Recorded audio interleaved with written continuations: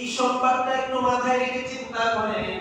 আর আমরা অনেক হুজুর আছি রাসূলকে বলি নবী তুমি আমার হয়ে যাও, বলে না নবী তুমি আমার হয়ে যাও, আমি তোমার তুমি আমার, আমি তোমার তুমি আমার, একবার কথা দাও নবী তুমি আমার হয়ে যাও।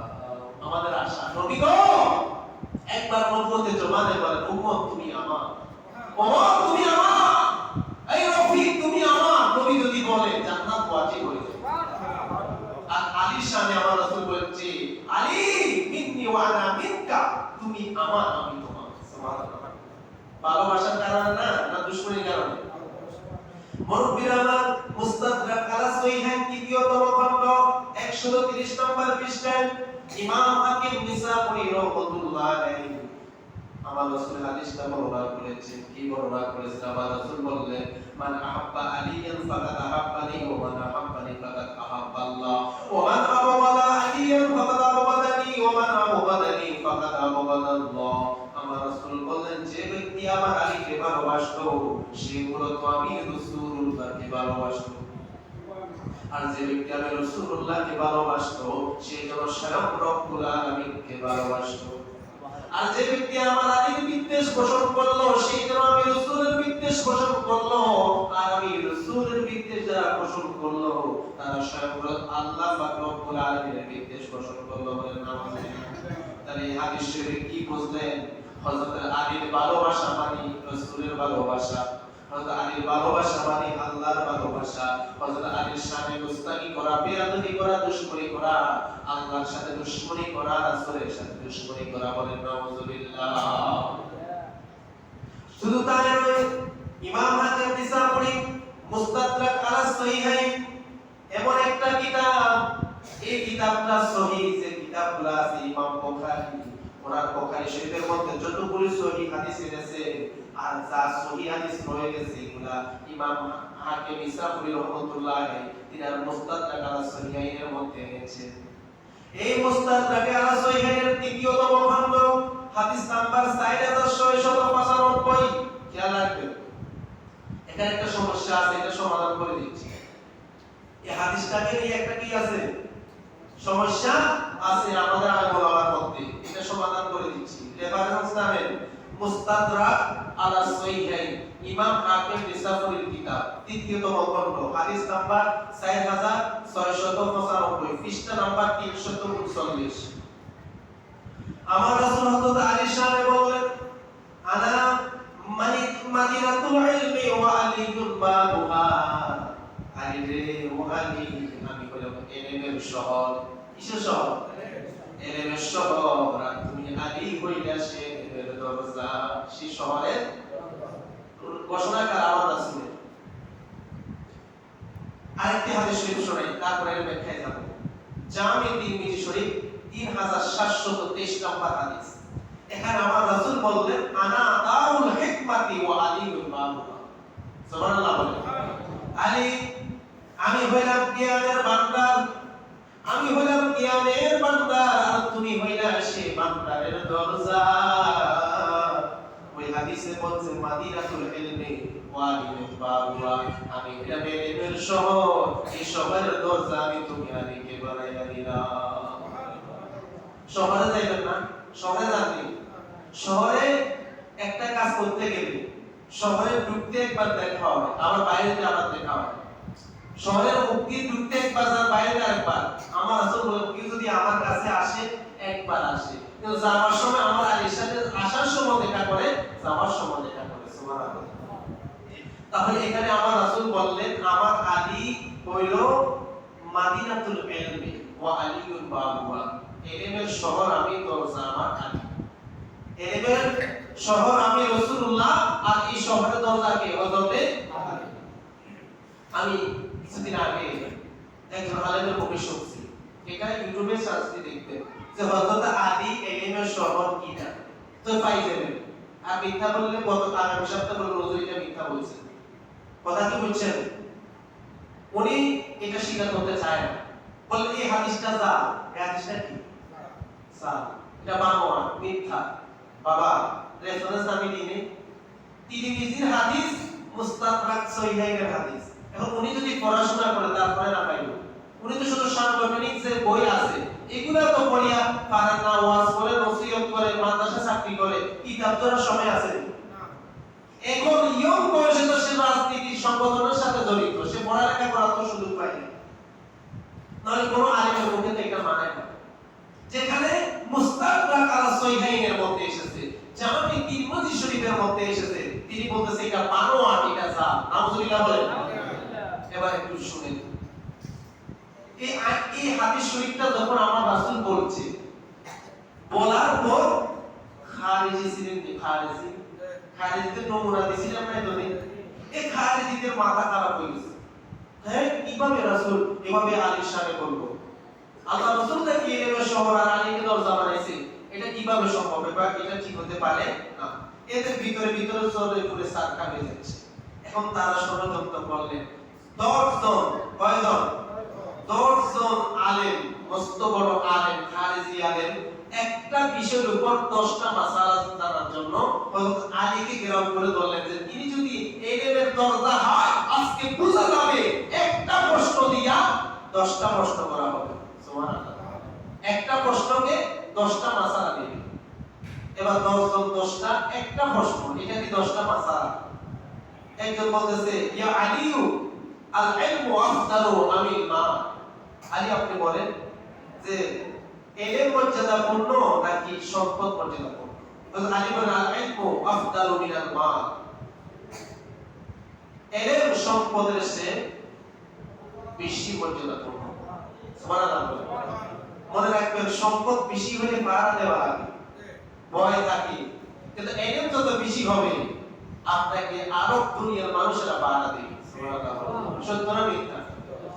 এইভাবে 10 জন ব্যক্তির মাথা খারাপ হয়ে গেছে যে আমার রাসূল আনা মাদিনাতুল ইলমি ওয়া আলী বাবুহা কেন বলছে, কেন আলীকে ইলমের শহরের দরজা বলেছে।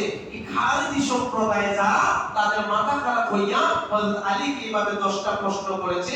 আর হযরতে মাওলানা কায়নাত হযরতে আলী 10টা প্রশ্নের জবাব তাদের সামনে উপস্থাপন করার সাথে সাথে, জবাব দেওয়ার সাথে সাথে 10 জন মস্ত বড় খারিজি আলেম আলীর হাতে হায়াত রেখে মুসলমান হয়ে যায়। তাহলে এখানে এই গুণটাকা হযরত আলীর শান শুনলে মাথা খারাপ হয় কাদের? সবাই বলেন। আর এই স্বভাবটা যদি আমাদের কোনো আলেমের ভিতরে থাকে, অবশ্যই সে কি, এতে কোনো সন্দেহ নাই। কোন যদি কেউ থাকে, এটা তো ইন্টারনেটে যাচ্ছে, আমি যদি ভুল বলি আমাদের বলবে হুজুর আপনি ভুল বলছেন, কিতাবের রেফারেন্স দিছিলেন, ফাইলে বেটা গবেষণা করি আইবো, তাহলে বুঝা যাবে ভিতরে কি আছে। কথা কি বুঝছেন? বানানোর কোনো কথা আছে? উনি যে এটা জাল বলছে তার ব্যাপারে কোনো দলিল আছে নাই, কিন্তু আমি হাজারো যদি দলিল দিই, এটা অনেকেই বিশ্বাস করবে না। তাহলে হযরত আলীর শান শুনলে ওই ব্যক্তিরাই না দুশমনি করবে। তারা কারা? সবাই বলেন খারিজি। আর হযরত আলীর শান বর্ণনা করলে তারাই খুশি হবে যারা আহলে সুন্নাত ওয়াল জামাত। আর যারা আহলে সুন্নাত ওয়াল জামাত। এবার আসেন, আমার রাসূল সাল্লাল্লাহু আলাইহি সাল্লাম আলীর শানে কি বলেছে। ইবনে মাজাহ শরীফে আছে, তারপর তিরমিজি শরীফের 3736 নম্বর হাদিস। এখানে আমার রাসূল বলেন, আন্নাহু লা ইউহিব্বুনি ইল্লা মুমিনুন ওয়া লা ইউবগিদুনি ইল্লা মুনাফিকুন। বলেন নাউযুবিল্লাহ। আমার রাসূল বলেন, আলী গো, তোমাকে তারাই ভালোবাসবে, তারাই তোমার শানের আলোচনা করবে যারা হলো প্রকৃত মুমিন। আর ওই ব্যক্তিরাই তোমার নির্দেশ পোষণ করবে, তোমার শানে মক্খর লাগাইবে। মাদিনাতুল ইলমে আলীকে পাবরা মানতে চাইবে না, তারা হলো কাট্টা মুনাফিক। বলেন নাউযুবিল্লাহ। এটা আমার কথা না, রাসূলের কথা। হ্যাঁ, তো রাসূলকে জিজ্ঞাসা করলেন, ইয়া রাসূল আপনি কেন কথাটা বলছেন? এখন হযরত আলী শান শুনলে অনেকের মাথা খারাপ, হাসান হোসেনের নাম শুনলে মাথা খারাপ, সোহাদায়ে কারবালার মাহফিল করবে বলে মাথা খারাপ। এটা খারিজি, এটা মুসলমান হতে পারে না। ঠিক না? ভালো লাগে না খারাপ লাগে? এটা করার দরকার কি? কাম কি এটা? কাম কি তুই জানোস নি বেটা? এটাই মূল ইসলাম, এটাই ঈমান। স্বয়ং রাসূলুল্লাহ তাদের সম্মান বর্ণনা করেছে। আল্লাহ বলেছে, আমি বলে দোষ, স্বয়ং আল্লাহ তার 300 আয়াত নাযিল করেছেন আলীর শানে, রাসূলুল্লাহ শত শত হাদিস নাযিল বর্ণনা করেছে আলীর শানে। এখন আমি বললে দোষ? আমি কোনো বাংলা কোনো কথা বলছি? মুরব্বী আমার মনে কষ্ট নেই কেউ? জামি তিরমিজি শরীফ 3770 নম্বর হাদিস, একটু শুনেন। ক্বালা ইন্না কুন্না লানা'রিফুল মুনাফিকিনা নাহনু মা'শারাল আনসারি বিবুগদিহিম আলী ইবনে আবি তালিব। হযরত আনসারী সাহাবী হযরত আবু সাঈদ খুদরি তিনি বলতেছে, আমরা মুনাফিক কেমনে চিনতাম জানেন? আমাদের কাছে মেশিন আছে। সুবহানাল্লাহ। আমার আসলে আনসারী সাহাবীরা বলতেছে, আমরা মুনাফিক চিনার মেশিন রাখছি। সেই মেশিনটা কি জানেন? আলীর শানে যারা বেয়াদবি করে তারাই মুনাফিক। আমরা এইভাবে তাদেরকে আখ্যায়িত করেছি। নাউযুবিল্লাহ। আনসারী সাহাবীরা কি বলতেছে? আলীর শানে যারা মুনাফিক কি করে, যারা দুশমনি করে, আমরা আনসারী সাহাবীরা এদেরকে মুনাফিক বলে আমরা স্বীকৃতি দিয়েছি। তাহলে আলীর শানে আলোচনা করা ঈমানদারের লক্ষণ, আর আলীর বিদ্বেষ পোষণ করা মুনাফিকের। এবার আসেন খোলাফায়ে রাসূল 199 নম্বর পৃষ্ঠার মধ্যে আমার রাসূলের একটা হাদিস শুনেন। আমার রাসূল কি বলেছেন? মান আযা আলিয়ান ফাকাত আযানি। আমার রাসূল বললেন, কেউ যদি আমার আলীকে কষ্ট দেয় সেই জন্য আমি রাসূলুল্লাহকে কষ্ট দেব। কথা কি বুঝাইতে পারিনি? রাসূল বলছে কেউ আমার আলীকে কষ্ট দেওয়া মানে আমি রাসূলুল্লাহকে কষ্ট দেওয়া, আর আমি রাসূলুল্লাহকে কষ্ট দেওয়া মানে কাকে কষ্ট দেওয়া? তাহলে সেম বুঝছেন নি? সেম দেখছেন নি? আল্লাহ থেকে রাসূল, রাসূল থেকে আহলে বাইত। ঈমান হলো এটার ভিতরে। আপনি নামাজ পড়তে পড়তে এখানে কালো বলে ফেলছেন, সিল্লা দিতে দিতে জীবনটা শেষ করে দিয়েছেন, হ্যাঁ, কিন্তু আহলে বাইতের প্রতি বিদ্বেষ পোষণ করেন। এই সিল্লা এই নামাজ দিয়ে কখনো জান্নাতে পৌঁছতে পারবেন না। এবার আমার রাসূল কি বলেছে শুনেন। মিশকাতুল মাসাবিহ 5719 নম্বর হাদিস। আমার রাসূল বলেছে, মান সাব্বা আলিয়ান ফাকাদ সাব্বানি। কেউ যদি আমার আলীকে গালি দেয়, এই গালিটা যেন আমি রাসূলুল্লাহকে দিই। বাবা একটু চিন্তা করেন, আপনার ছেলেকে যদি গালি দেয়, গালিটা শুধু ছেলের গায়ে লাগবে না, আপনার গায়ে। আমার কথা বলেন, আপনার ছেলেকে গালি দিলে এই গালিটা কার গায়ে লাগবে? বা আপনাকে গালি দিলে যদি আসলে আপনার সন্তান সুসন্তান হয় তার গায়ে লাগবে না? তাহলে আমার রাসূলের সম্পর্ক আলীর সাথে কেমন? বলে আমার আলীকে কি গালি দিল মানে আমি রাসূলুল্লাহকে গালি দিই। নাউযুবিল্লাহ। আমার রাসূল বলেন, ইন্না বিকা মাসালা বিন ঈসা। আলী, গত সপ্তাহেও বলেছিলাম তোমার মিসাল হলো ঈসা নবীর সাথে। যারা তোমার গালি দিবে তারাও জাহান্নামী, আর যারা তোমাকে ভালোবাসার কথা বইলা যে শান, যে কথা, যে আচরণ তোমার ভিতরে নাই, নিজে থেকে বানাইয়া তোমার শান বর্ণনা করলো, তারাও জাহান্নামী বলে। নাউযুবিল্লাহ। তাহলে আহলে বাইতকে নিয়ে কথা বলতে খুব সাবধান, খুব কি সাবধান। বেশি ভালোবাসা দেখালে ঈমান চলে যাওয়ার সম্ভাবনা বেশি, ওই মুনাফিকি করলে ঈমান চলে যাওয়ার সম্ভাবনা আছে। ইমাম হাকিম ইসাফুলি রাহমাহুল্লাহ তিনি মুস্তাদরাক আলা সহিহাইনের তৃতীয় খণ্ডের মধ্যে তিনি হাদিসটা এনেছেন। আমার রাসূল বলেছেন, মান আতানি ফাকাদ আতা আল্লাহ ওয়া মান আসানি ফাকাদ আসা আল্লাহ। আলিয়ান ওয়া মান আতা ফাকাদ আতানি ওয়া মান আসা আলিয়ান ফাকাদ আসানি। সুবহানাল্লাহ। আমার রাসূল বললেন, যে ব্যক্তি আমার আনুগত্য করলো সেই যেন আল্লাহর আনুগত্য করলো, আর যে ব্যক্তি আমার বিরোধিতা করলো সেই যেন আমার আল্লাহর বিরোধিতা করলো। বলেন নাউযুবিল্লাহ। আমার রাসূল বললেন, কেউ যদি আমার আলীর অনুসরণ করে, আমার আলীর অনুসরণ করে সে যেন আমি রাসূলুল্লাহর অনুসরণ করলো। বলেন সুবহানাল্লাহ।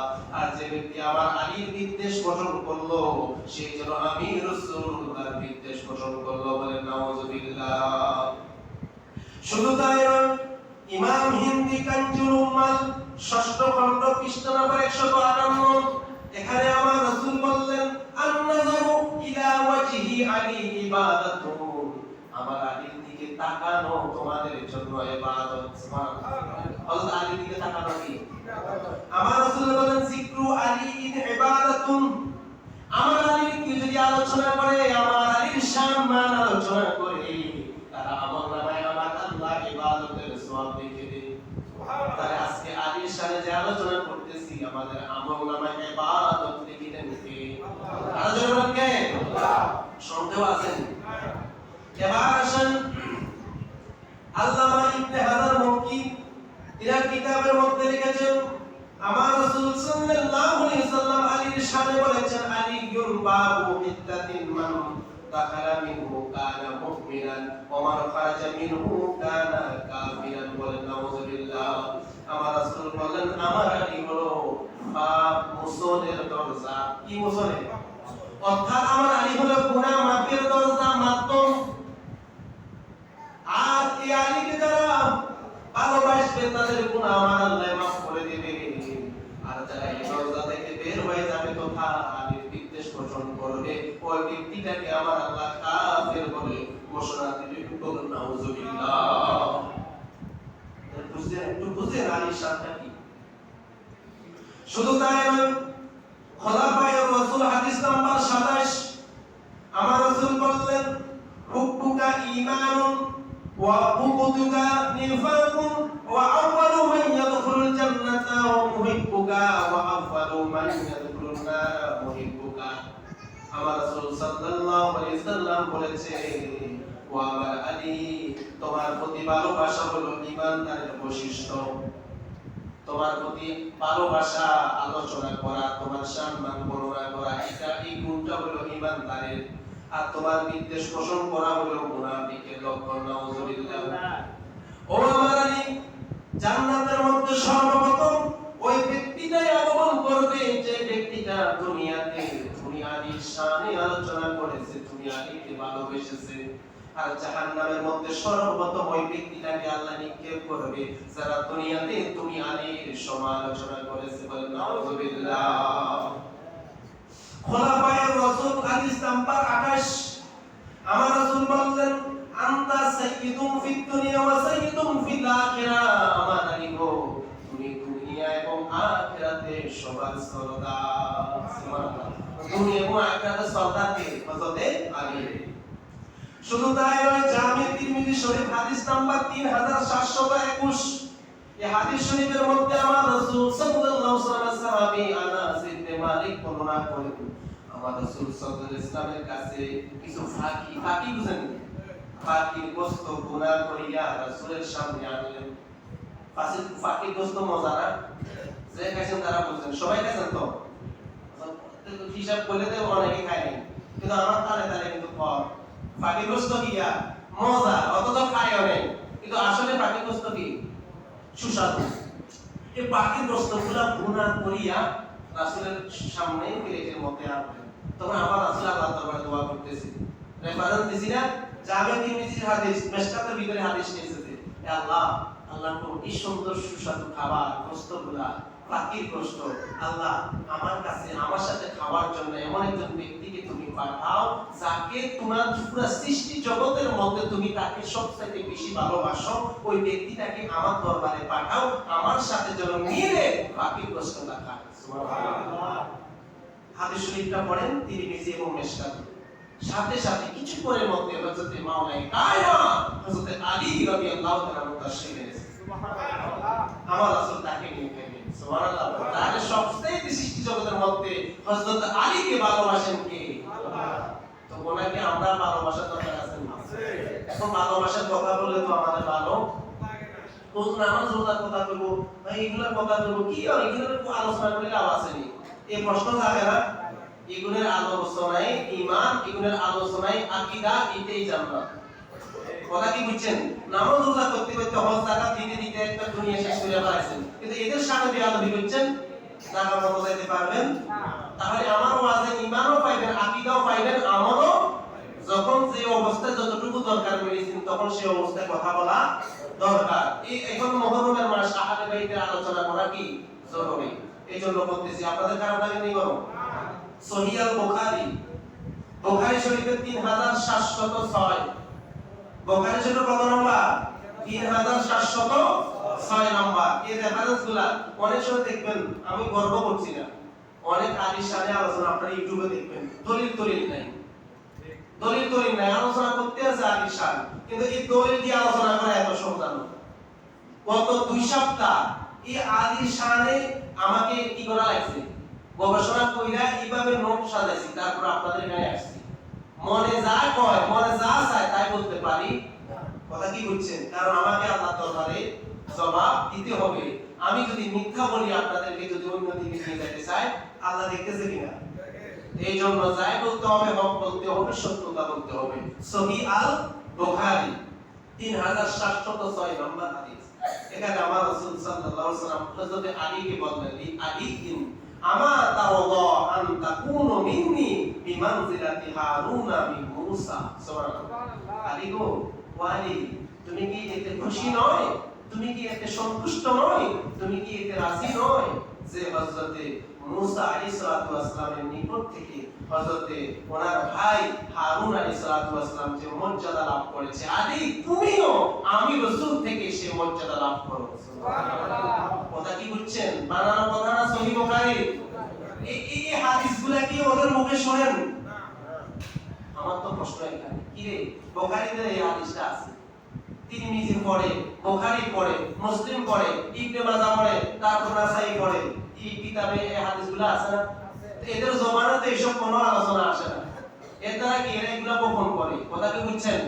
আমাদের আলোচনা সব আলোচনা করা হবে ইনশাআল্লাহ।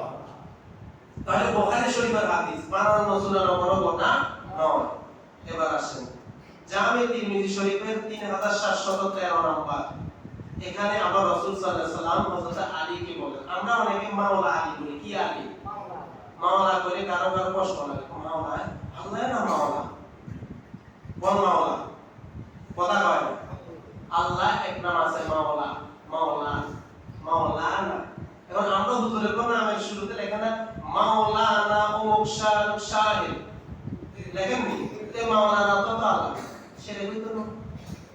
কথা কয় হযরত আলীকে মাওলা বললে যদি আপনার কাছে শিরকে দেরান লাগে, তো আমার নামে শুরুতে যে মাওলানা লেখেন, সেটা কইতো না। নিয়ম হইতো না, নিয়ম তো আর শানে। কথা কয় না, এটা তো আর শানে। আর নামে শুরুতে আল্লামা, ডক্টর, মুফতি, আন্তর্জাতিক খ্যাতি সম্পন্ন, সুমিষ্ট কণ্ঠ, সমুদ্র কণ্ঠস্বর, বাহাদুরের আতঙ্ক, যত এক মাইল দুই মাইল লাগাইতে পারো, আমি খুশি। কিন্তু আলীর শানে লাগাইলে এবারে বুঝেন, ডাল উসমে কালা है, আমার শানে আরাম, আলীর শানে হারাম। এটাকে বলা হয় মুনাফিক। কি মুনাফিক? কথা কি কষ্ট লাগেনি? এটা আকীদার আলোচনা, আকীদা পরিশুদ্ধ করবে। তাহলে আলীর শানে আল্লাহ তাআলা রাসূল বর্ণনা দিয়েছে। এখানে আমার রাসূল আমরা মাওলা মাওলা বললে, হুজুর কেন মাওলা বললেন? মাওলা তো আল্লাহর নাম। তো আমরা এখানে আব্দুর রহমান আছে না, রহিম আছে না, এর নামও কার নাম? আল্লাহ। সেটা কইতো আল্লাহ আল্লাহর দিকে নিসবত করবে। এখন ওনাকে যে আব্দুর রহমান ডাকি, উনি আব্দুর রহমান হিসাবে ডাকি, আল্লাহ হিসাবে নয়। কথা কি বুঝেছেন? মাওলা এটার অনেক অর্থ আছে বন্ধু, তুমি শুধু একটা বইলে তো বৈশা রইছো। মাওলার অর্থ কতগুলো আছে, তুমি তো সেটা আর জানো না, একটা অর্থ লইয়া বসে গেছো। এইজন্য তোমার কাছে শিরক শিরক কেরাম লাগে। মাওলা শব্দের অনেক অর্থ আছে বন্ধু। মাওলা অর্থ কি? অভিভাবক, প্রভু, মালিক, নেতা, কতগুলো অর্থ না? আর অনেক অর্থ আছে। কিন্তু এখানে মাওলা বলতে হযরত আলীকে বন্ধু হিসাবে, কি হিসাবে? আমাদের বন্ধু আছে না, বন্ধু আসবে কি? মাওলা। এই জন্য কি শিরক হবে? এই বুঝে না। আমার রাসূল বলেন, মান কুনতু মাওলাহু ফাআলিয়ুন মাওলা, আমি রাসূলুল্লাহ যার মাওলা, আমার আলীও তার মাওলা। সুবহানাল্লাহ। বানানো কথা না হাদিসের কথা। আমি যার মাওলা, আমার আলীও তার মাওলা। আমি যার নেতা, আমার আলীও তার নেতা। সুবহানাল্লাহ।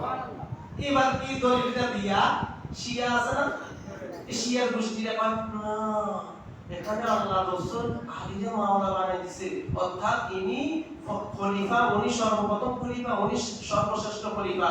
আবু বকর, ওমর এরা জোর করে আলীকে ক্ষমতা না দিয়ে নিজেরা বসে গেছে। বলে নাউজুবিল্লাহ। এখানে আল্লাহ রাসূল নিজে হযরত আলীকে মাওলা বানিয়ে দিয়েছে, অভিভাবক, খেলাফতের নেতৃত্ব দিবার জন্য বলছে। এখানে এরা এই আবু বকর, ওমর, ওসমান এরা আসি খেলাফতের দায়িত্ব দাবি করি, আলীর শানে আলীকে খেলাফত না দিয়ে তার উপর জুলুম করেছে। এইজন্য হযরত আবু বকর, ওমর, ওসমানকে মুনাফিক বলে। কিন্তু এই হাদিস কেন বলছে এটা আর বলে নাই, আপনাদেরকে বিভ্রান্ত করছে। এখানে এশিয়ার গোষ্ঠী এরা হযরত আলীকে কেন আল্লাহ রাসূল কথাটা বলছে এইটা আর আপনাদেরকে বলে, ওই হাদিসের মূল কথাটা বলছে, কিন্তু কেন বলছে এটা বলে নাই। আম্মাই কইছে, ওহু তুই এই কদিন তুমি পুরো গোস্ত চিংড়ি মাছ খাইও না।